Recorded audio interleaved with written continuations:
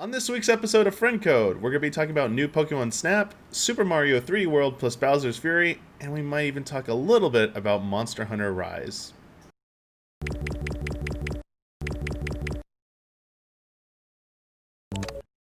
Hello everyone, welcome to a new episode of Friend Code. I'm your host, Michael Damiani. This week I'm joined by Ian Hink and Ben Moore. Hi. How's it going, you two? Very, very good. We are on the eve of new Resident Evil stuff, so that's always fun.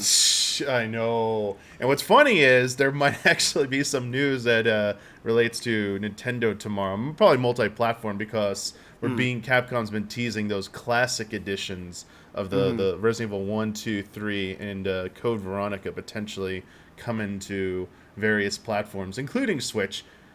Yeah, they haven't been like re-released in a while. I think like PS3, Xbox 360 was, or maybe PS3 digital editions were like the last time they've officially been released. Yeah, they just released RE5 and RE6 not that long ago, but yes, the classic PS1 games. Yeah, I do think it's been a while for sure. Yeah, I could be due for a Code Veronica, baby. I could go do that. We also might get perhaps they might announce that Village might be coming to Switch via cloud services. You never know. Yeah. It could be a big day tomorrow. But there was, related to Capcom, though, Monster Hunter Rise had a demo recently. And I What? know... It did? Ben, did you know about It this? did? So- What? Okay, so, Ben, we were... Yeah. I forget, was it on, like, the predictions? It was on the prediction stream last night that you said how many hours you'd put into it. Because one of the questions about how many hours you'd put into Monster Hunter Rise by the end of playing Yeah, it. by the end of 21, the prediction was like, how many hours will I put into the full game? Yeah. Mhm. So I want to ask you this, because I think this is a funnier way of putting playtime. How many times so far have you had to delete your save file in the Monster Hunter Rise demo? To be fair, I haven't had to delete my save file. Okay. I'll just get down low and I'll be like, I might as well just delete it now so I don't run into a problem on stream or whatever. But I have deleted my save file twice. Okay, that's not too bad. Yeah. Because you get up to 30 mission Yeah, you plays. get 30 hunts, yeah. So you've had 90 available to you. Yeah. I imagine you are really digging this game, Ben, and Ian, you and I, we got to play it at very least on the group stream, if not more after that. I kind of just want to ask your thoughts about how you feel about it compared to Monster Hunter World, you two specifically, because I've played a little bit of Monster Hunter World. You two have definitely put a lot more time into it, and just like the general vibes you're getting from Rise versus World. It's a good question. It definitely takes a lot from Monster Hunter World, right? And I mean, you can get into the nitty-gritty of it, but it also streamlines things even further, and Monster Hunter World was dramatically streamlined. But now when you gather in Monster Hunter Rise, you just get 3 things right away, at least in the demo. So even that is a step further than World, where you didn't have things like breakable pickaxes and bug nets and that sort of thing. But I think the biggest thing for me that I didn't want is I didn't want it to be World 2 or World 1.5.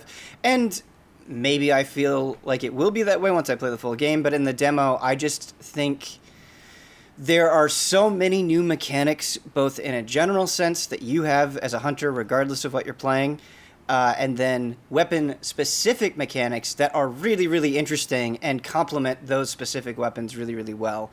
And so it does feel different and thoughtful in that way. I think the biggest thing that I want is I just want really, really, really weird monsters. I've been playing a lot of Generations Ultimate recently, and I want a broader variety than what we saw in World and Iceborne. Not that what we saw in World and Iceborne was not great. It was. But I want them to get even weirder. And I definitely think that, based on what we've seen so far, that could very likely happen. Yeah, I think that with the addition of the silk, grapple mechanic, yeah, you could get stuff like that spider that crawls all over the place, and because you have more mobility, kind of everybody can get around better. I think that's definitely a hint that could happen. Yeah, it feels like a combination, and I mean I have much less experience with games prior to World, but I've played a little bit of Generations, a little bit of Try or whatever, and this feels like a combination of all the best parts of those and all the quality of life stuff from World, like no loading between zones and like just easier gathering, no breakable stuff all the time. Yeah, and it just riding the dog is super cool. The silk is super cool. The like I'm just really excited to get in there and like customize my pet and stuff. Oh man. Just because I found it so incredibly hilarious. I posted this short little video on Slack. It was from Twitter, and like, if you want a good laugh, dear audience, please look this up. It's the video. It was making the rounds earlier of like the dog that has the like baby doll on it, and the dog is running, and the baby is like bobbing back and forth, and the tweet was like, riding on your Palamute be like, and it did like the Monster Hunter theme, and it showed a little bit of Rise, and then you see the dog running at full speed and the baby just bobbing back and forth, and it's like, yeah, that is kind of what it feels like in Rise, especially when you're drifting around. It's also really awesome to see that this game is being on Switch. It's going a little bit back to some of the portable roots of the series. Obviously, spent a long time on PSP. And, some people, it had 3DS entries. So, like, having the best of both with this, I think, is another benefit that you could play it sitting down on your TV, take it on the go. It just draws upon the best of those two aspects. Yeah, definitely. Yeah, I agree with that completely. I hesitate because I feel like I could spend the whole episode talking about Monster Hunter Rise, and when the game comes out, I'm gonna go hard on it. So I don't want to I don't want to burn people out. But yeah, it's really fun to talk about. I have one patron question. If we want to wrap this up, this is a little bit of fun speculation for Monster Hunter Rise. This comes from Samuel. What kind of Nintendo crossovers would you like to see in Monster Hunter Rise? Will we be able to hunt a Lionel or a Molduga from Breath of the Wild? Love and respect, Samuel. I wasn't even thinking about it that way. Yeah. But that's a really good suggestion. Because in 4U, they did some... Well, and in general, I feel like they've done cool Nintendo crossovers before with like some Wind Waker stuff and some Samus stuff, if I'm recalling correctly. The Samus stuff, definitely. But yeah. But hunting things from Nintendo would be really, really fun. And I think about in Peace Walker, you can hunt, I believe it's either a Rathalos or a Rathian. I don't remember which one exactly. And like just having those two worlds combined was really, really, really neat. And I think it would be cool to kind of take that philosophy and apply it to Nintendo. Like all of a sudden there's this Mario event and like you go through a pipe as a hunter and it's like, wait, what? And then you find out, like, you go through kind of the map or whatever, and you get to the end, and there's Bowser or something, and you have to take on Bowser. This new big furious Bowser would be a perfect fit, like for real, because he's gigantic, and he's doing like area of effect stuff and those spikes and things. But yeah, I mean, Molduga and Lionel are such good calls. Like those would fit right in, I think. It would be weird. I don't know if there's ever been, Ben, maybe you could tell me this. There hasn't been. Because, like, Lionels are, like, centaurs almost. They feel, like, sentient. Yeah. Like, I don't know if Monster Hunter's ever gone that close to, like, a thinking being that, like, could maybe speak or something, you know? Like, have you ever hunted something, like, humanoid? Not that I know of, no. Yeah. I just quickly looked it up, and in Peace Walker, it was a Rathalos. Just no, nice. For the sake I can't of remember clarity. which one it was either. I just remember I forget their names, the Yagis or whatever, or I don't know. Yeah. Or those, like, there's like ads during that as well. I just remember those and like having to deal with that. Also, I thought it was like, oh, this is gonna be a breeze because I got guns. Nope. Yeah. It wrecks you. Yeah, I think that stuff is super fun, and I think that all this is very likely. Like, you know, this. I don't think this. It's just totally baseless speculation. I don't think maybe it'll be as wild as we dream up, but like Monster Hunter has clearly been very playful over the years, and I think you also saw that carry over into World. Like the Final Fantasy 14 crossover was really, really cool, and it didn't, you know, like you do the behemoth hunt and then you get like the font from 14 popping up, which was so neat, and you could do like the dragoon jump and all of that stuff, and like there's just so many instances of them really going for it. The Witcher event, really, really cool, where you are Geralt and all that stuff. So yeah, I think we'll definitely see something. I mean, right now I'm picturing like you're in the arena, you're fighting giant Bowser, and the entire audience is Toads, and they're all just like go, and like maybe they do cheers like Paper Mario stuff, buff yeah. you like Paper Mario style, like yeah. It would be really funny if it, like Origami King, you have like all those Toads Yeah. around you, and they're like really excited in the beginning, but the more that you hurt the monster, they get like less into it, and they're like, Yeah, the cheers become and they just like slowly like leave the audience. You hear one scream when you do the Yeah, they're like blow. covering the smaller one's eyes. Oh no! Like, get out of here. Poor Toads. I could see a Toad replacing your Palico. Like just Oh like my following God. you around. Time for adventure. Well, Yeah. I mean, like that opens up a whole other ball of wax, Damiani, with like skinning your Palicos and Palamutes like Pokemon. Like, can you Oh get god! a Pikachu Oh god, that would be Palico? wild. Oh man. Fucking Growlithe, Palamute or something. Like, come on. In Dude, World, yeah. they have a like sort of a like a pixelated like voxel Mega Man that you can you can dress your Palico up as. But I think in Rise specifically, it would be so sick to have like a Rush skin for your Palamute. That would be just Oh awesome. yeah. That'd be so cool. I think the Pokemon Company would be perfectly fine with having like a Dynamax Charizard, and you cut off its tail, Oh yeah. and you get to just carve up a Dynamax. Charizard. The Pokemon Company would absolutely sign off on that. That would probably by far be my favorite Dynamax thing. Yeah, Dynamax finally worth it. Damn. The Yeah. Dynamax works. Yeah. Well, but I mean, Uh, like, what's exciting about this too is,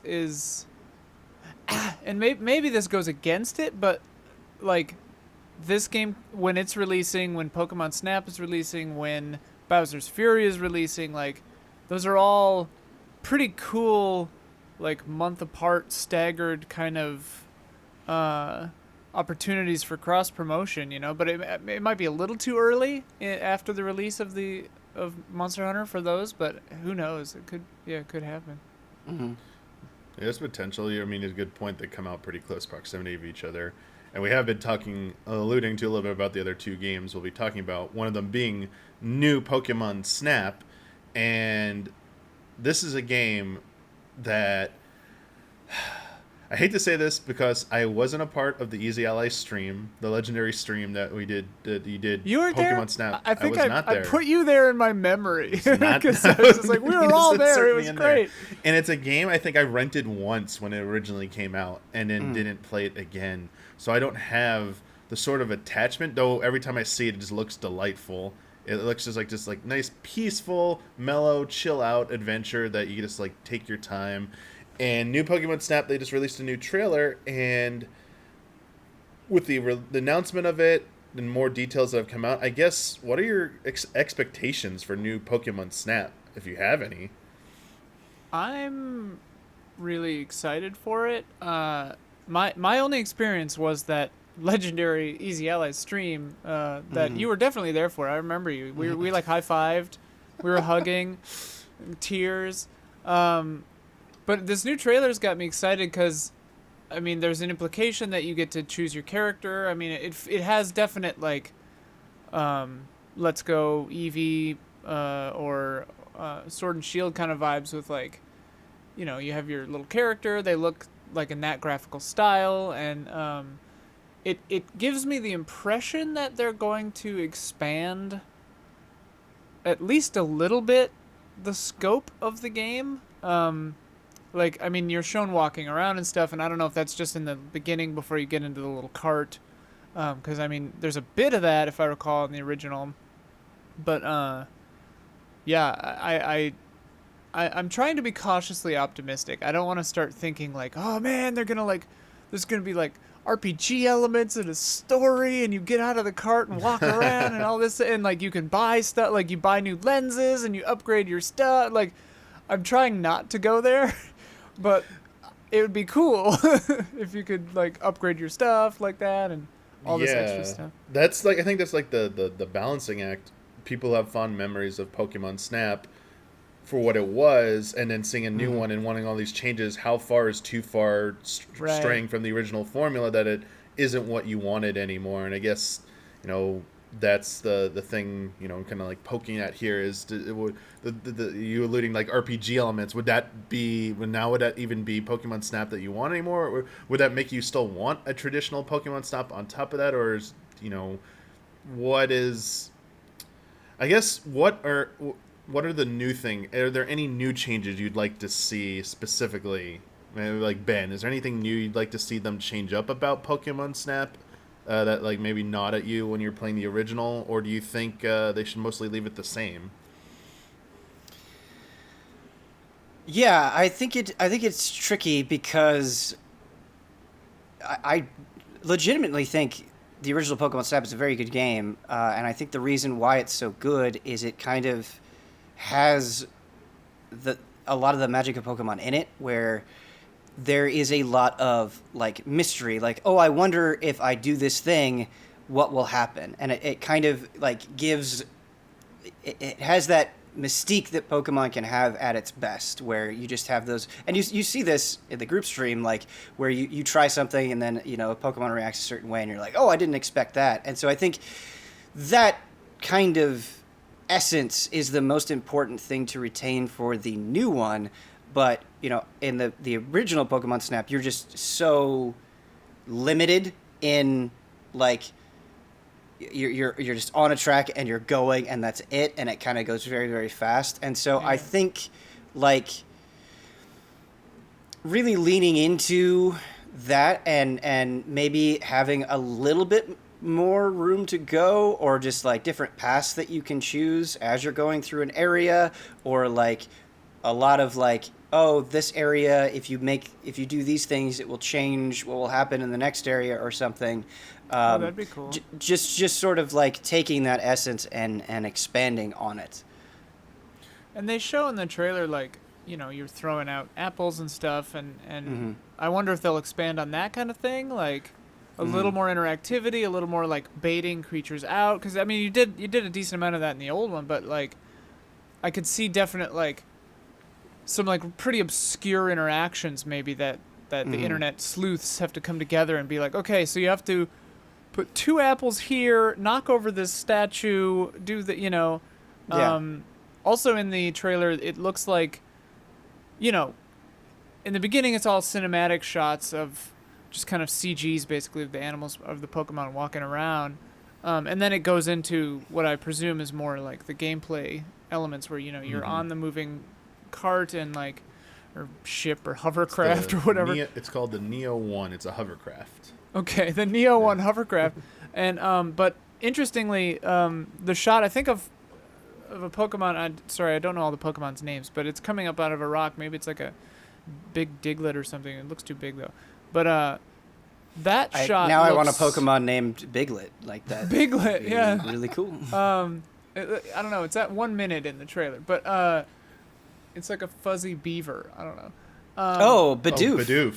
Yeah, Okay, you're talking about Bidoof. Yeah. Yeah. All right, Bidoof, of course. Bidoof is fantastic. Yes. He looks fantastic. Yes. But that shot in the trailer, the camera is kind of moving around as though it's being handheld. So like that to me is an indication that of course you're going to be able to just move the actual Switch around and take pictures, which because like obviously you'll be able to do that. But then all the other ones look like they're being moved with a controller. So that's good. That I mean, I didn't anticipate that they would only let you do it one way or the other, but Nintendo in the years of yore sometimes made choices like that. I do have to say, not to like bring it down too much, but when this trailer first came out, and I saw it, must not have been paying very close attention because I was looking at it and I was like, oh yeah, this looks really good. And then in preparation for this episode, I watched it again and I was like, oh, like this definitely looks like kind of visually rough in some places. Like there are definitely shots of Pokemon. I'm like, that I don't love what you're doing here. And the characters specifically, like the human characters, it's sort of, it kind of looks like a knockoff version of the style that they have in Sword and Shield, where it's like kind of imitating it, but it doesn't quite nail it. Like it's not quite as vibrant as it is in the mainline representation. And I was less into it. I think some of the Pokemon and from the shots of the trailer, I was like, yeah, I liked that, but there were definitely moments where I was like, I don't know. Yeah, the visuals have been critiqued, I think. Also, to be aware, the developers actually Bandai Namco.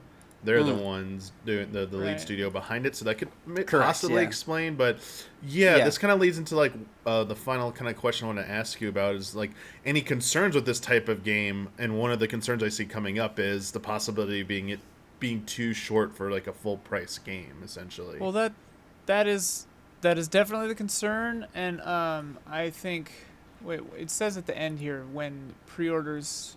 Oh, we're a few days ago, so. It is $60 then. New Pokemon Snap. Just going to like pre-order it right now, just to double check in case they change the price of it. Right. Is $59.99 still? Yeah. So I mean, like still full price. Yeah. A mainline, well, not mainline, but like a branded Pokemon game that's only 3 or 4 hours long, for $60. I could definitely see ruffling some feathers. So that's one of my concerns. Another concern, like something I was hoping for, because so many games have such robust photo modes now, with like depth of field control and like all that kind of stuff, like filters, color filters and stuff.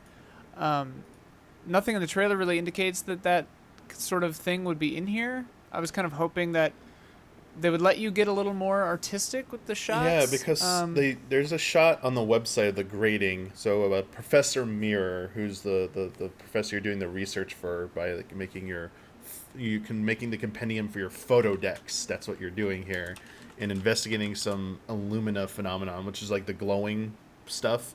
Anyway, there's a screenshot of the grading system, and it grades you on pose, size, direction, placement, and if there's like other Pokemon and like the background, but it's basically that's like the old game. The original, it's like the same thing. It's the Pokemon looking at you. How in focus or close is the subject? It's basic stuff. Doesn't look like it's going for any kind of artistic merit there.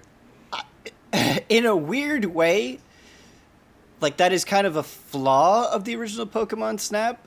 Because but I also think that's like part of the fun where like you would be like, really, like that was a great picture, like why didn't you like it more, or the opposite where it was like that was a terrible picture, why did you like it so much? So I think like kind of having that interaction can be enjoyable, but it's not. Well, and like in a weird way, it's also not a point of praise. The day that the AIs can effectively judge subjective art, we're gonna have bigger fish to fry. Like if they can judge the artistry of an image based on things other than just like quantity of Pokemon, size of Pokemon, that'll be rough.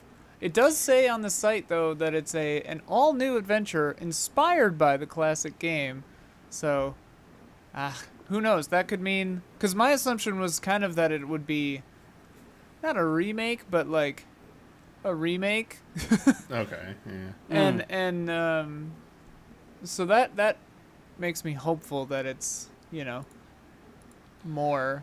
But I mean, it's also, you're going to spend 30, 40 minutes in each biome, and so it's really just like, how many biomes are there? Yeah, they've shown a few, but I mean, it's kind of hard to like what to expect after a game that's been like, what, 1999, so 22 years now since the last one.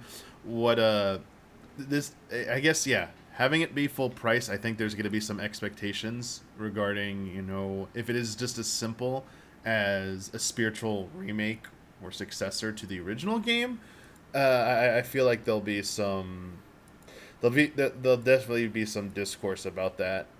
I just I wonder if they're just hiding stuff. It's just coming out so soon. I feel like they would have tipped their hand. They would have shown what they have by now, and they're keeping something like that RPG system behind it, or hey, there's this whole other level to this game that we haven't shown you yet. But I mean, the most I see is in the compendium, the photo decks. The most variety I see is when you take certain photos, they have subtitles on them, it's they show a screenshot of Apom, and it's happy vibes, and it's smiling and giving a happy face, and then there's one where it's walking away, and the photo's where's it going? So I don't know if you do that, if that's the professor gives us. So I don't know if there's even that dynamic going on, but it seems to me it will probably give you, if you just want Pokemon Snap, it'll probably give you everything you wanted. If you just want that same experience. And it looks like it's getting a facelift, but it's not really giving you anything more than maybe some quality of life improvements. Yeah, that's the big thing is even if it adheres strictly to Pokemon Snap, I think Pokemon Snap is just fundamentally a really enjoyable experience. The problem is it's it's always a terrible feeling when you finish something and you're I wish you could have given me that experience for $19.99, because that's exactly the price tag that it feels like it deserves. $60 is a lot, and it does come with some expectations. I'm certainly not somebody that thinks games have to be a certain length or anything, and a lot of times games are too long in my opinion. But I think the answer to all of this is kind of what I was alluding to earlier, is I do think there is a lot of potential in Pokemon Snap as an idea and what you can do in interaction. And it's you get the right group of creative people, and I think it could be a really enjoyable and fulfilling experience. But if Pokemon has shown us anything repeately is a lack of creativity, and so or a playing it too safe. Well, kind of along those lines, I was trying to think okay, what could they do? Because I was trying to think okay, well, at first, because they show all these wide open areas, right? So I'm okay, maybe you can move the hovercraft yourself, and I was no, that would ruin the gameplay loop, because the speed of the cart is the pressure, it's basically an auto scroller. So then I'm okay, maybe at the start of each zone you're seeing an overhead map view, and you click your start location and a waypoint and an ending, and then it makes a different path through that zone, and maybe you can make your own pathing. And I mean, obviously they would have 2, 3, 10 pre-made paths, based on where you were starting and ending, but maybe the areas, because they do look wider open, and so maybe you can path yourself at first, but then it's still an auto scroller following your kind of plan. Because I mean, the website has this theme of the tracks all over it, and you can see a pickup in one of the things, a blue light with a beam into the sky, and it's okay, well, I don't remember stuff like that, but see, I almost, in a way, I almost think this is a dangerous game, because I think if I go through the trailer and it's oh, this could be this crazy thing, right, and then I play the game, I'm almost certainly going to be disappointed. Yeah. So yeah. The website does say floating safely along in your trusty pod, the Neo 1, and then I'm that doesn't indicate too much interactivity with your safe pod. Yeah, I feel like it's mostly going to be scripted. I mean, I could see them doing some of what you said, Ian, to an extent. I just also think don't expect as much as even what you said. Probably you're not going to even get that much. You're probably going to It'll be a railroad switch where you just do a thing and move to another path. In a way, I don't necessarily think the scripted nature of Pokemon Snap is a bad thing, because part of the fun of Snap is, oh god, can I make this thing happen in time? And they definitely play into that in a really, really, really fun way. And so it can be utilized well. That's absolutely correct. Yeah. In regards to maybe something that they could add on, I have one patron question from Cody here. We didn't touch about it in our ideas. I was like worried it would come across, but didn't yet. And they just asked, "Will Pokemon Snap have multiplayer? And if so, what kind of multiplayer?" Oh man, I don't think so, but that is a really good idea. Like, I just love the idea of like you being on a track and your friend being on another track, and like you having to like coordinate shots together or like do things together to make certain interactions happen.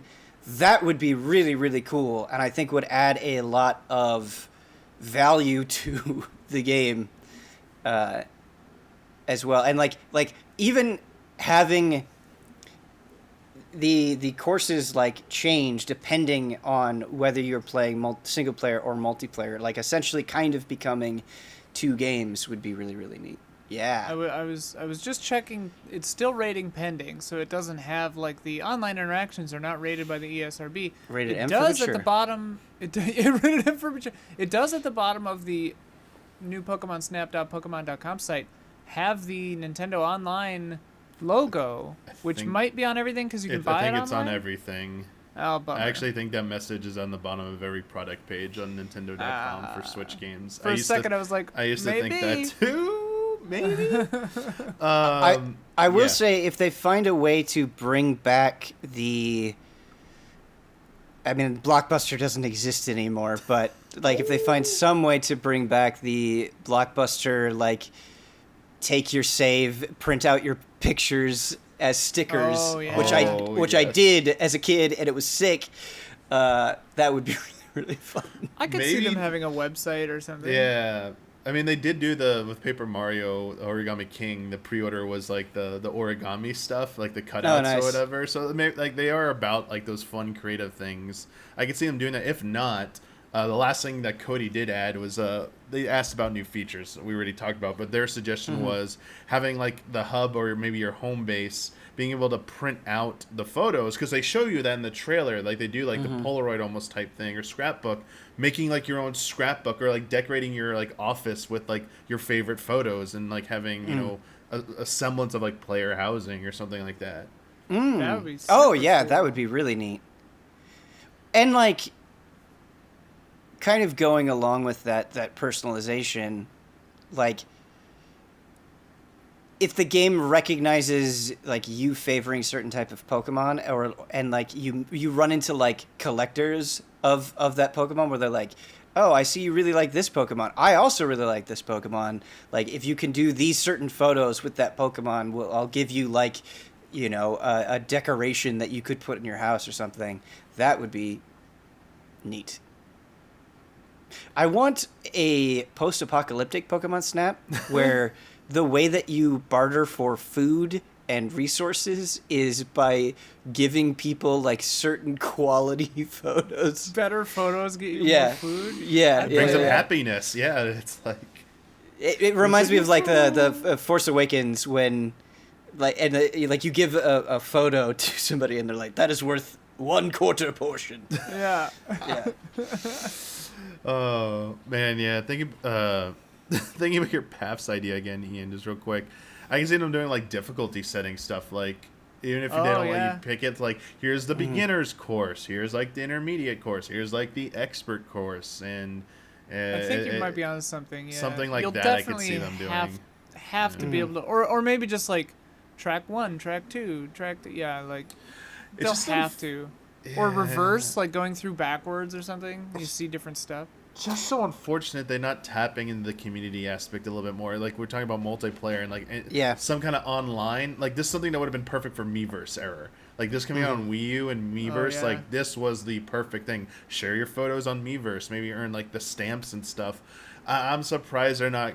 I mean, maybe they are, but I if mean, they like, don't, they're not leaning heavier into that, considering the Pokemon fan base.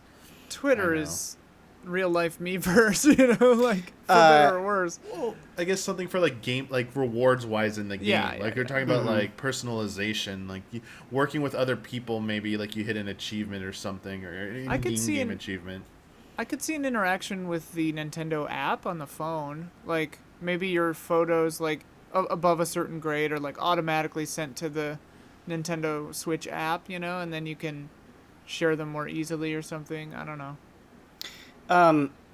I think it would be really cool, and I think other series like in Mario Odyssey, you know, you have those segments where it's 8-bit and it kind of like transitions between the two styles really, really effectively. I think it would be neat, you know, because there's so many different eras of Pokemon. If new Pokemon Snap kind of paid tribute to that, and like you do a course and suddenly it's like black and white and it's like, oh, what's going on? And you see Pokemon and it's like, oh, they look like their original sprites, stuff like that. Like that would be so much fun.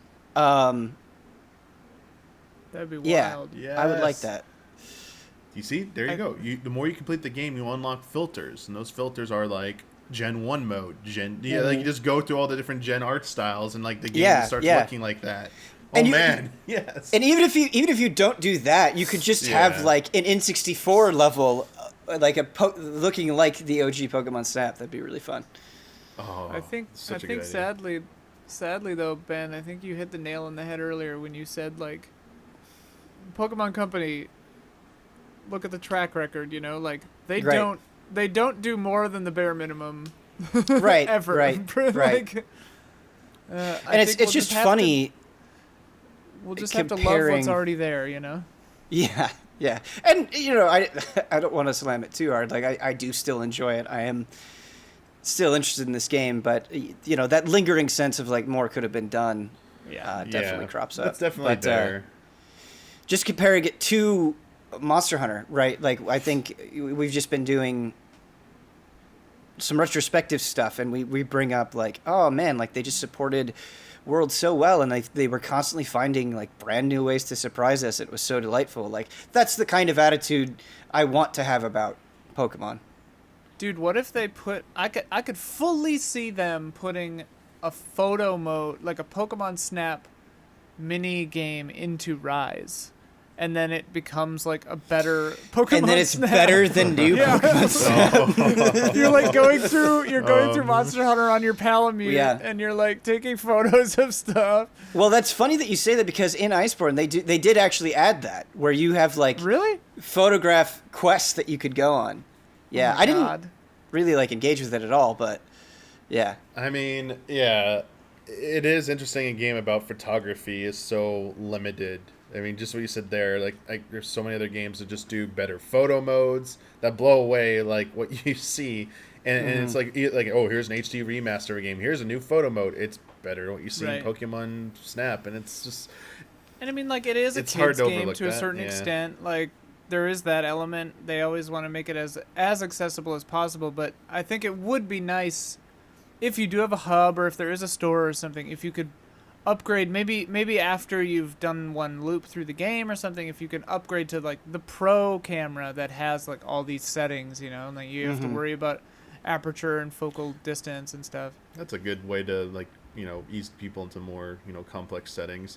And again, to be fair here, they might not have shown everything yet. There's some of this stuff might actually end up being in there. We just haven't seen it yet. It's not until April. Yeah, it's not until April 30th. Right. Yeah. I would definitely be like even more concerned and hesitant if it was like, okay, into February. And it's like, here's the final direct for it or final video, and that's it. It's just like, hey, here's like a cool montage of stuff, and that's all we're showing you. It's like, all right, great. Yeah. But, you know, we'll see. April 30th, it's coming out for Switch, and I imagine we will be doing a group stream around that game.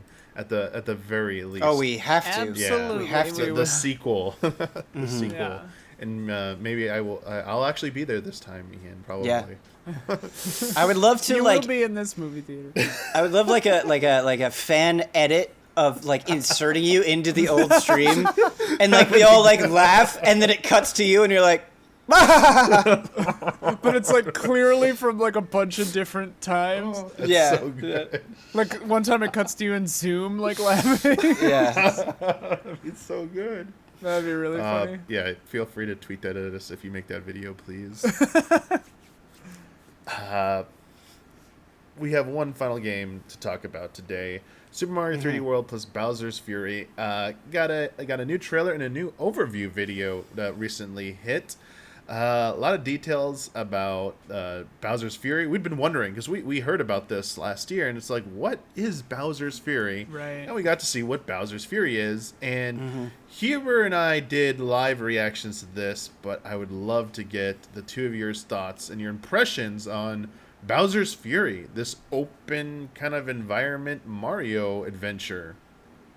Yeah, again, rewatching the trailer before the show, it's kind of like, wow, there's a lot going on here. I just think in terms of like little new mechanics with Bowser Jr. following you around, and obviously the giant Bowser and the giant bell and the Dragon Ball battle that happens at the end, which is amazing. And the course that they're running through looks so much fun. The only moment where I was like, is I certainly don't think a lot of the boss fights are that great in 3D World. It's just kind of the same thing over and over again. And like they show a boss fight and it's kind of it looks exactly like boss fights that you already do too much of in 3D World. So that was kind of a bummer. But I think by and large, it seemed very exciting. The just natural question is, how much is this? Right. You know, how long is it going to go on? That kind of thing. But it seems cool. That's the thing that I'm still unclear on, and I guess like I'm not like Pokemon Company's level skeptical about it, but like I'm a little skeptical about it because it's like it feels like they're saying one thing on the site where it's like a brand new Bowser's Adventure, like Bowser's Fury is a whole brand new adventure. It's a second whole thing, you know? And then in the footage, they're only really showing like a boss fight, kinda. Like it's unclear to me how much this whole thing, yeah, exactly what you said. Like how big is it? Like if it is like we were talking about before, Damiani, I think before we started shooting, like if there is like this black goo around the edges and that keeps expanding and expanding and it is like this crazy like, you know, open world or like interwoven like Metroidvania hub style whatever kind of world, like that'll be amazing. Or is it just like a big ocean with 12 islands in it and you ride Plessy sometimes, or you're a big cat sometimes so you can go in the water, but otherwise you're just kind of in this one zone? Yeah, like how interconnected are them? And you're not the only one who's Right. asking this. Like a lot of people are. We had a patron, Michael, actually asked like, how substantial do we think Bowser's Fury is going to be? Is it just going to be one massive zone that keeps expanding, or will be multiple like levels that really don't have any connection to like direct impact on each other? So like, will Bowser just move to a new part and like you don't really go back to that old zone again, or it doesn't change anymore after that? I think a lot of my hesitancy comes from the fact that I don't feel like it's very often that I am blown away by Nintendo re-releases, particularly when they come to Switch. I feel like there's a pretty consistent history of them like adding a few things and it's like it's fine, but it's not like bowl you over incredible. And so I would love to be proven wrong, because the way that they present the stuff in the trailer, it definitely seems exciting. But you know, I'm not confident enough that that is a guarantee. Well, because what was the last one? It was the Mario plus Luigi's. It was a new Super Mario Brothers. Yeah. They did this plus thing before, and I didn't play that. But that was version. existing content though from that one. That was just like everything bundled together. Whereas this. But is how like extensive was that additional stuff that they added? Luigi's the new Super Luigi, or sorry, I forget the full name. Actually, was pretty substantial. Yeah. When I played it back on Wii U. Yes, that was. But when they put it out on Switch, it wasn't like the Switch version of it wasn't that crazy. But maybe this will be. It's a good point to bring up, Damiani. Maybe Bowser's Fury will be like a new Super Luigi U. Well, I guess that's what I was asking. It's like if that was pretty substantial, because this to me seems like the same play, you know. So if that was substantial, then this will be substantial. I find myself wondering, because they do show brief stuff in that overview trailer, like, of Mario and other more 2D side-scrolling kind of sections where Bowser's like blasting fire at you, so it's like another obstacle, and like I could see them adding that kind of stuff to pre-existing stages too. Like you can play through the Bowser's Fury version of the full game, and then there's like that final boss area 2 or something, I don't know if they would do a whole game conversion with the Bowser's Fury thing, but like maybe he pops up sometimes. I don't know. I mean, I that's neat. I don't think they will do that, honestly. Yeah. I think that's too much for. It seems like a lot. Yeah. Seems like a little bit much. I expect Bowser's Fury to be like a few hours long at the tops, Yeah. like 3, 4, maybe 5, pushing it at the most.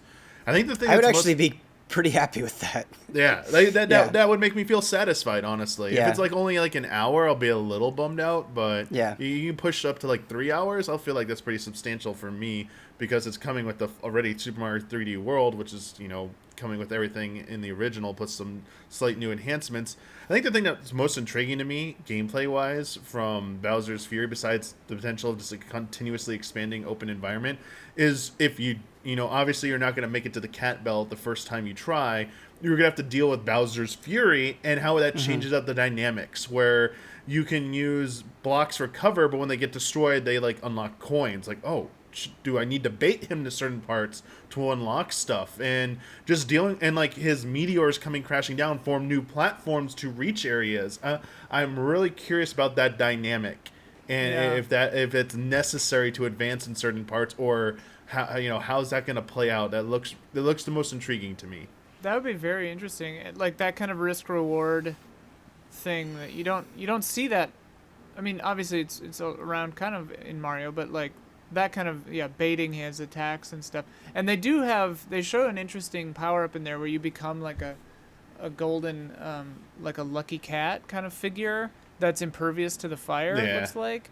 And so I mean that plays into what you're saying. If you're baiting him to make some platforms and you're risking getting hit by the fire, you could really play fast and loose by just like becoming impervious for a second.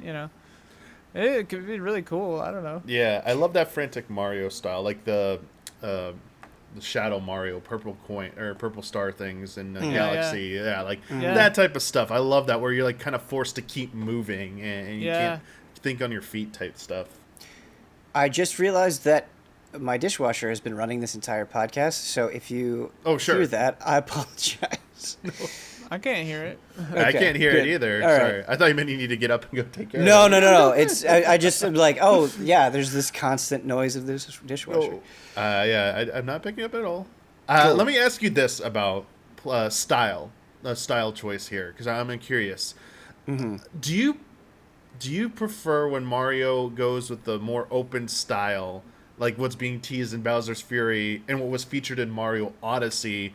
Or do either of you find yourselves drawn more to the traditional stages found in like Super Mario 3D World that have like a clear start and end? Like you're racing to you're running to the flagpole. I'm actually really glad that you asked this question, because when I originally played Mario 3D World on Wii U, I was extremely high on it, and I loved it a lot, and I feel like I was a big defender of 3D World, and then I revisited it not that long ago. I don't remember when exactly, and I was definitely... I still think it is a very good game, but I was less impressed with it because it just felt limited in a way. Like the way that the camera functioned and how restricted you were with movement was just not as enjoyable as something like a Galaxy or an Odyssey. Or a Sunshine or anything like that. But at the same time, it didn't have the benefit of being fully 2D and really honing in on that and giving you kind of the satisfaction of the precision that 2D Mario can give you. And so while it's certainly good, I don't enjoy it, I think, as much as the more freeform 3D style or the more focused 2D style. That's well put. I think for me, I like them both equally, but they definitely scratch a different itch. Like, Odyssey maybe is my favorite of the 3D style Marios, including the like 3D graphical style, like new Super Mario Brothers Wii. Even though it's a side scroller, I'm including that. Besides Galaxy, I guess, and Sunshine and 64. Oh God, but yeah, I mean, to me, the thing that really sticks in my craw about the 2D ones is just like when you can bounce off each other in multiplayer. Makes me so irritated. I love that though. Oh, I love it. Yeah. Yep. I hate it. Oh, you guys, sometimes you just gotta embrace the chaos. Maybe we've got different gotta go friends, fast. man. Yeah. I don't know. Like, my friends are all bastard Trying shark to bop you people. into like death. I remember playing New Super Mario Bros. Wii with friends, like, and Is that the there one was I this. hate? I don't know. And there was a moment where one of my friends got the star and he just like bolted off at like to our demise, and we were like, oh, and we just all laughed about it. It was fun. And yeah, it's not super like substantive, but it can be, I think in moderation it can be enjoyable. Maybe Ian, you think of the Wii U one where the gamepad person could draw blocks and like really screw you over. That I was think a fun idea though. Like I liked know, the I didn't love idea. that. Yeah. No one ever did it right, and it was almost always frustrating. But I Yeah. liked the idea. I was like, that was a good idea. I just didn't feel like they could do enough. Right. In a weird way. Yeah. And Nintendo Yeah. once again forgot about human nature and like Exactly. how wicked we all are. Sometimes I wish it was the way Nintendo presented it, though, where it's like, oh, people will just use this for good, right? Yeah. Like, yeah. I course, wish. Nintendo. Yeah. What could yeah. go wrong? What like- could go wrong? Yeah. Even star bits, like, oh, you could stun enemies and stuff, like, but you can just like shoot them on Mario, like to obscure your view. It's like, hey, can you Yeah. stop? Like, The absolute funniest thing that we're talking about with like Nintendo's sort of optimism and what ends up happening is like logging into Splatoon and seeing some of the drawings that people do, and it's like, whoa, you're taking this really far. This is a cute little game. poor death of Miiverse because of probably all that stuff. But Splatoon 2 had its own system for that. Yeah, and then they were like, this is what people do when you. I'm sure they just got tired of paying people to moderate that. They're probably just like, this is not worth the effort. Let's get out of here. Because that was like a Yep. full-time job. This one is a quick question I can answer for this patron. Garrett asks, on the Wii U version of 3D World, the Captain Toad levels felt like a proof of concept for an eventual full release. Do you think these levels will remain the same for the Switch version, or will we see new levels? The levels are still intact, but the thing they're doing differently is that you can now do the Captain Toad levels with up to 4 people. And the other 3 people take control of one of the other Toad Brigade members. It just makes it way faster and easier to get like the 5 green stars, but I mean, it's nice that they left that in there, and there are a lot of Captain Toad fans who love this stuff. Yeah, Captain Toad is fantastic, and I think it is implemented really, really well in 3D World, and it serves sort of as that break from what you're normally doing in a fantastic way. And it's the levels that you do in 3D World, like, they don't last that long, but I always really enjoy them. Yeah. Yeah. Man, I just want more Captain Toad. I'll take that. Just give me more expansions of Captain Toad. Speaking of embracing the chaos, doing Captain Toad with you guys would be very fun. Yeah. Is that local only, or does it have online? So Captain Toad the official. Switch version is only local for that. That's what I thought. Yeah. But I mean, doing 4 of us in the 3D World levels doing it. Oh, yeah. And you can play online with friends in Super Mario 3D World. So yeah, I'm assuming that extends to the Captain Toad stuff. It should. I don't see absolutely. why it wouldn't. So yeah, we could absolutely do online multiplayer for that. Watch it in like the most Nintendo move ever. Like, watch it just not apply to the Captain Toad level specifically, but everything else. And it like kicks everyone else to menu title screen. And they lose their progress. It's like, you they need to lose their save before progress. this point, or else you will lose all your progress. Unless you are the host. I wouldn't be surprised. Yeah. I have one final Mario question for you regarding the future of Mario from Justin. Hello, friends. With Odyssey, Super Mario Bros. U, and 3D World plus Bowser's Fury already out or incoming, how likely do you think it is that the next mainline Mario game will be 2D? I personally think now is the time to bring this older style into a new era. I envision it to really come back in a big way outside of the new series and either pick up where Super Mario left off in terms of mystique and visuals, or that with a hyper-realistic and gritty art style. I want to feel bad when hopping on Goombas or scared when defeating a nasty, evil, greasy Bowser, king of the sewage system. It's just it's just fun to daydream about. Any thoughts? Thanks for your time, love and respect. I think they have a tendency loosely to flip-flop, to go 2D, 3D, 2D, 3D, kinda. So I think this would count as the big 2D release. So I think the next one would be an Odyssey 2. But then after that, I wouldn't be surprised to see a new 2D or Galaxy style, maybe? Yeah, I do think something that is interesting now is I think Super Mario Maker and now Super Mario Maker 2 have kind of spoiled us, where we kind of get like an infinite amount of creative 2D Mario in, you know, a bunch of different styles. And I really like what they've done with that. I mean, I think Mario Maker has been largely brilliant in a lot of ways. And so for a 2D one, like,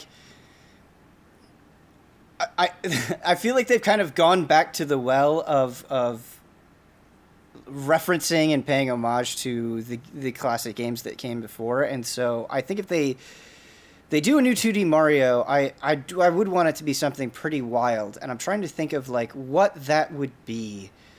And maybe you could have you could carry maybe some of the Mario Maker spirit, where like you have like a Demon Souls old monk kind of, like you get to the end and the boss is controlled by another player or something. But just sort of like some interactivity or mechanic that we haven't seen before. That I guess goes beyond. Go ahead. Well, I was just going to say, for some reason, when you were saying that, some new crazy thing, the thing that popped into my head is, because I was thinking along the lines of Cat Mario or the hat making you change into stuff. So it's like, Mario's been doing a lot of transforming lately, but he hasn't become, to my recollection, like something mechanical, really. So I could see him getting, you know, you get a power-up, and it's like a spacecraft and like a battle robot, but it can fly, and so you jump up and you hit the thing, and then you don't hit the ground, but you transform into like a Galaga style space jet, and then it becomes like a side-scrolling shooter, where you're like shooting flying Goombas and Koopa Troopers and stuff. It'd be very out of left field. Yeah, and that's exactly what should happen, out of left field. I know I said like, don't lean on the past, but I did just think of like Super Mario Bros. 2, and I'm saying like the North American Super Mario Bros. 2. Right. I really like the idea that game presents of having different Mario characters that move at different speeds and have different abilities. I think that's really neat, and then kind of taking that idea and bouncing off it even more.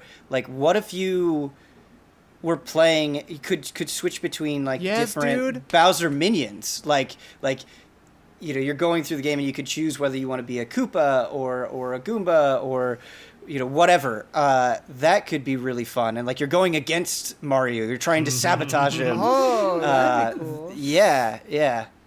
Or what I thought you were gonna say is like a Lost Viking style thing, where like in different levels you've got challenges where you have to swap on the fly, and like you need to swap to Luigi because he's got a longer jump, or you need to swap to Peach to like drift down to hit a certain thing, and you can do it like at will, you know. That would be super cool too. That's be really cool if they could do that with multiplayer too, like online or locally, where each person gets to pick one. Each person gets to choose their role for that level. So when you it's like, oh, put that Luigi in, someone else takes control of that Luigi, like they're the Luigi specialist, or they want to play that way. That could be a cool way to do it. I think it would be cool for them to try and attempt to push the angle they further of blending, merging 2D and 3D. As you said, like in Odyssey, the 2D segments. Yeah. They felt more those just are like kind of like awesome. corridors between segments of a world rather than something integral to like affecting or impacting the 3D part of the environment. And also like Super Paper Mario, like changing like the That's things. what I was thinking. If they could somehow make a whole platforming game around that concept where you're going between perspectives, I think that could be something unique they could try out. And then also merging like that character idea, I think would be actually perfect, like both of those. Or if you could do that at will too, like that would be kind of nuts. I don't know how But that would look. I do think we will see another 2D Mario, and like probably not. I don't think we'll be waiting too long. I do think that it's it's time for another. I knew we did have Super Mario Maker 2, but I don't think Nintendo's going to be like, that's it. Super Mario Maker is the only way we're doing 2D Marios from now on. They're clearly going to make another standalone Mario 2D Mario adventure, and I know. What it looks like. Yeah. I know a lot of this episode has been a lot of like, what if they did this crazy thing? But I was thinking about, what if you have a Mario game where when your Switch is docked, and obviously the Switch Lite kind of throws this out the window, but like when your Switch is docked, it's 3D, and then when you are in handheld, it's 2D, and just playing with like kind of the I love the notion behind that's that. a Nintendo thing. Yes. Yeah. That would and then it's Miyamoto presenting that, and he thinks it's like just genius when he just does that moment, and he's like, but then be proud he of me." remembers he remembers the Switch Lite halfway through the presentation, and then he's like, "Wait a minute! Oh no!" Like, that is why you will only play in 2D mode on Switch. Yeah, and you must go buy a new. You must go buy a proper Switch now to experience it. Yeah. And on the Switch Pro, you can play a new 6D. Switch Pro has like, you play in VR. Like that's Strap on that Labo headset, and there you go. Yep. I have one final question not related to Mario. This is the final Patreon question that was submitted to us from Raul. They want to know what games we think and will reasonably come to Switch via streaming. Oh, very Yeah, is there any like good dream question. pick you have that you'd really like to see come to Switch, courtesy of that? I don't have any dream games that I want to play via streaming because that's not my preferred method of playing. But I still think it's a very good question. So what could I see happening? Resident Evil 8 seems very likely. Mm-hmm. I can't remember. We were talking about this yesterday, I feel like, but the Mass Effect trilogy remake. I don't Oh, remember if that's been interesting pick. Has that been stated to be coming out on Switch, or was that No. I don't speculative? think it's been stated to. Because I could see them doing that. I could see that maybe just being able to run on the Switch, but that could stream to the Switch. They had, because LA Noire came to the Switch pretty early. I wonder if Rockstar would ever try putting like Grand Theft Auto 5 on Switch via streaming, or even Red Dead Redemption 2. That would be so wild. Yeah, that seems like, because Rockstar seems like one of the last kind of holdouts with Nintendo. They like dipped their toes in with the Chinatown Wars back on DS. Yep. And they really haven't supported Nintendo since then, as far as I can tell. Maybe there was like, wasn't there a Bully or something that came out on Wii, or there was some game, and then there was LA Noire on Switch, and but LA Noire, but like in terms of like GTA and Red Dead, they really have not. Yeah, I meant like that. Sorry. Right. It would be nice to see them, because they're just like coming out like that, and Skyrim just comes out on every platform. Skyrim also on Switch, but it's like, where's GTA? Yeah, that's actually really interesting, Damiani, that you bring up Bethesda, because I think that could be likely as well. Maybe like, oh well, actually no, it can't be likely because It's Microsoft bought Bethesda. Microsoft bought them. Well, Yeah, Microsoft yeah, yeah. and Switch have been Yeah, I was gonna say, the nice. next Right, Nintendo right, made it right. like instead of PlayStation, you could play Elder Yeah. Scrolls on Well, Switch if via they cloud. put xCloud on there or some weird thing. Yeah, like that would be like their launch for the service to get people to buy into their Game Yeah. Pass ecosystem. I for wonder subscribers. what would maybe be kind of cool is because I think Monster Hunter Rise, right, like, is going to get a lot of new people into Monster Hunter, just like World did, and I think that is awesome. But it's always like kind of a bummer when you really get into something and then the next one is like, yeah, it's just not on this platform. And you think just conceptually about a World 2, like that's not going to be probably possible on the Switch, but if you could do it via streaming, that might be a solution to that.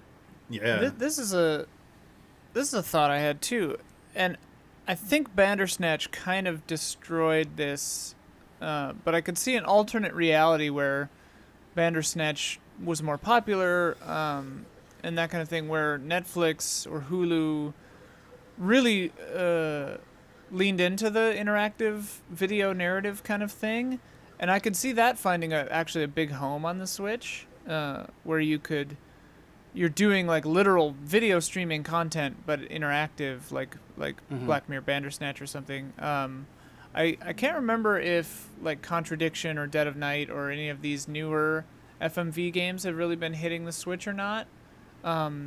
Besides file size, it would run it just fine. So, but if streaming services did lean into that interactivity, I could see that happening on the Switch. I do have a dream that, like, and whatever it takes, like, it's so depressing when they're like, here are some new Switch Online games for you to play. Here are these, like, 2 NES and SNES games no one's ever heard of and doesn't care about. Like, if they had like a PlayStation Now kind of a thing where it's like, yeah, man, play this huge library of GameCube games, Wii games, Nintendo 64 games. Like, that would be sick. Like, I would be way, way, way on board with that. Yeah, if they're not going to sell them standalone, then might as well, if they want people to buy into a service, that would be a good way to entice them for sure. Yeah. I'm just surprised we've been like waiting on those to come out as well. But that's a really good idea. Mm-hmm. I think my dream, I do have one dream one. It's just, but it would probably be to like replay it after the fact. I probably wouldn't play it first time on the Switch. Would be either Final Fantasy 16. Just to be able to say like a brand new mainline Final Fantasy is finally at release is on a Nintendo platform again would just be like a nice and playing hurdle. It handheld. Yeah, exactly. Like being able to just like take it on the go or play it wherever. Same thing That's with really like good, Damiani. Yeah. Those menus are gonna be so small, I dude. know. But like I'd like even like FF7 remake. Like I love playing that game. I'm gonna play it on the PC version, PS5 obviously when it comes out, but just like 5 years from now when I want to go back and do my replay, it's like, it's like or whatever, it's on Switch or it's in Switch 2 whatever, handheld, it's only through cloud or whatever, sure. I'll play it that way. I don't know. I like being able to play games I want to play at a slower pace. I generally play in handheld mode on Switch, and if they offered that through cloud service and it runs decently, like I saw with Control convinced me. Control sold me that Switch can do cloud gaming right. It won't look as good as its counterparts, but it looks pretty close and runs smoothly. Ian, you mentioned the just like the menus being so small, and you reminded me of this thing I had for Game Boy where it was like you attached to the Game Boy and it would like magnify it, make it bigger, and it'd be so funny if they like came out with an attachment like that on Switch. Just like, oh my I had gosh. one of those for one of my handhelds in the past. I don't remember if it was the Game Gear or the SP or what. Yeah. But I definitely had one of those. Yeah. Man, if only they just had a way to like resize UI or something. Yeah, it's like accessibility. We have the options. technology. It's I know. too It's like complex. boost by X%, like just uniformly. It's like, it looks too big. Like person wants it that big. Who cares? It's just like let them view it. Yeah, it's always interesting the reasons why devs can't claim they can't do something. What was it with like the Banjo-Kazooie HD collection? Like the font in 4K or something was like the text was like just not legible at all. It was like super tiny, and it took like Rare forever to like patch that or something. just weird stuff like that. But yeah, I could see some games having an issue with the smaller screen size for sure. Yeah, I mean sometimes these things just go through the cracks. Like it took Blue Point so long to fix the like weird votes on a comment being all messed up on the Demon Souls. It was like overlapping itself for like months. I saw that. I'm like, come on, guys, put a space in there. That is one of the, that was frustrating to see. Yeah, well, we'll see. You know, as I said, by the time you're watching this, there will probably be the RE showcase will have happened. Maybe one of those will have been announced with RE8 with Village. You know, first big high profile 2021 game, multi-platform game coming to Switch via cloud services.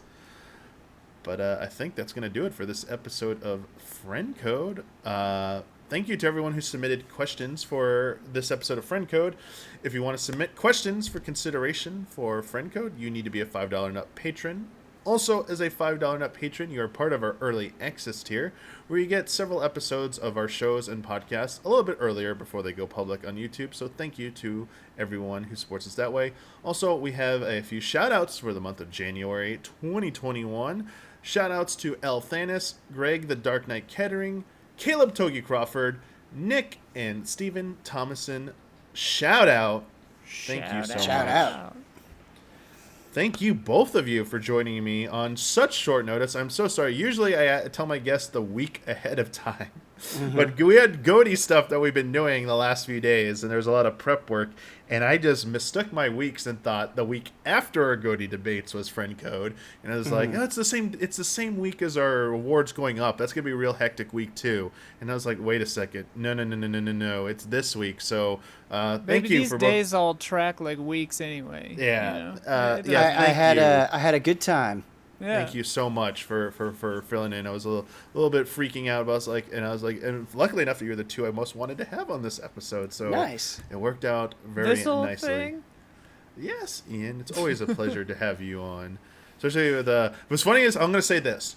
A lot of people ask me to have that guy on this episode, and that guy usually doesn't like to talk about this game for all of our viewers.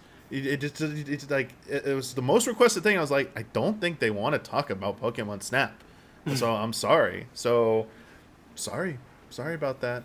Maybe next time. Sorry, just trying to antagonize our audience. There were a lot of people on Twitter. I was like, why are you not asking Kyle? Why? I was like, oh, that guy. Yeah. I was like, which guy? I was like, trying who to are you stay. I was talking trying about? to sell the bit, but I failed. I'm not the funny guy that usually is. Anyway, yeah, we fired him. Yeah. 2020's chump. that was yesterday. Jeez, I'm losing track of time. Anyway, before we go completely off the rails here, unlike Pokemon Snap. That was pretty funny. Until next time, may the way of the hero lead to the Triforce.